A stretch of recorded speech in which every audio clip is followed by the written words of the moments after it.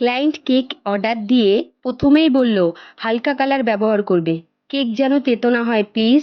Hello everyone, আমি অঞ্জনা, ওনার of baking with Anjana. আমি বরানগর থেকে ছোট্ট একটা হোম বেকারি চালাই। ক্লায়েন্টের কথা শুনে আমি প্রথমেই ভেবেছি আমার কেক খেয়ে কি তেতো লেগেছে।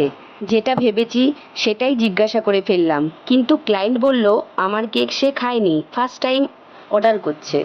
কিন্তু ক্লায়েন্টের আগের খাওয়া হোমমেড কেকের অভিজ্ঞতা নাকি খুব খারাপ ছিল, তাই সে আমাকে একথা বলেছে। সত্যি কথা বলতে ক্রিমে ডিপ কালার ব্যবহার করলে সেটা তেতো এবং কালার হাতে ও মুখে লাগার একটা চান্স থাকে। এর জন্য আমি সবসময়ই আমার ক্লায়েন্টদের বলে থাকি যে ডিপ কালারটা একটু অ্যাভয়েড করে চলো। যাই হোক, আজকে আমি যে কেকটা বানাচ্ছি এটা একটা অ্যানিভার্সারি সেলিব্রেশন কেক, এবং কাস্টমার আমাকে রেফারেন্স পিক দিয়ে সেম কেক বানিয়ে দিতে বলেছিল। দেখো, কথা বলতে বলতে কেকটা আমি অনেকটাই করে ফেলেছি। কেকের ওপরে কিছু ফন্ডেন্টের এবং কিছু টপার পেপার অ্যাড করেছিলাম, যেটা আমাকে কাস্টমারই বলে দিয়েছিল। লুকটা কেমন হয়েছে সকলে একটু জানিও, ভালো লাগলে একটা লাইক কমেন্ট করো।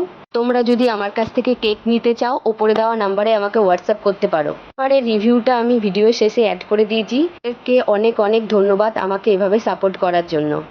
সবাই ভালো থাকবেন, সুস্থ থাকবেন, টাটা।